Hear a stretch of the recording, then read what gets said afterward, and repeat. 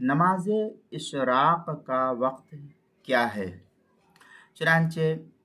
تحتاویہ علی مراقی الفلاح کی عبارت کو دیکھنے سے یہ بات معلوم ہوتی ہے کہ سورج طلوع ہونے کے تقریباً 15 سے 20 منٹ، جس وقت سورج طلوع ہو رہا ہے اس وقت سے لے کر کے تقریباً 15 سے 20 منٹ مکروہ وقت یہ رہتا ہے۔ اس مکروہ وقت کے گزر جانے کے بعد اشراق کا وقت شروع ہوتا ہے۔ مثلاً ایک مثالاً میں آپ کو بتلاؤں کہ سورج طلوع ہو رہا ہے 6 بجے، ایک مثال میں آپ کو عرض کر رہا ہوں، باقی اب یہ ہمیشہ اوپر نیچے ہوتے رہتا ہے تو آپ یہ نہ سمجھے کہ میں نے 6 کہا ہے تو 6 بجے ہے، بلکہ ایک مثال کے طور پر میں نے کہا کہ اگر 6 بجے سورج طلوع ہو رہا ہے تو آپ 6:20 تک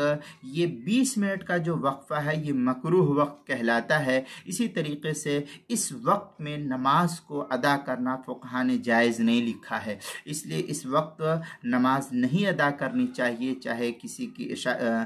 فجر کی نماز ہی رہ گئی ہو تو ایسے شخص کو اس 20 منٹ کا جو وقت ہے مکروہ وقت، اس وقت کے نکل جانے کے بعد پھر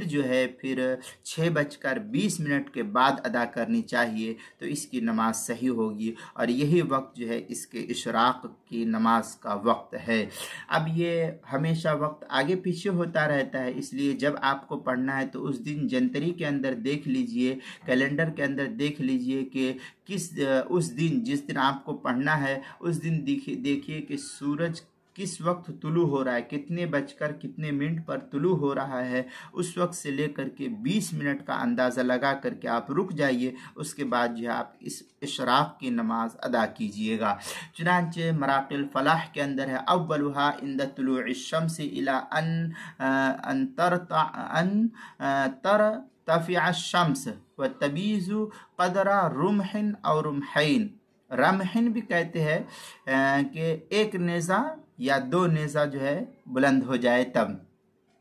یہ مراقی الفلاح تحتاوی علی مراقی الفلاح کی عبارت ہے، صفحہ نمبر 100، اور کتاب المسائل اس کی دوسری جلد صفحہ نمبر 242 پر اس کو نقل کیا گیا ہے۔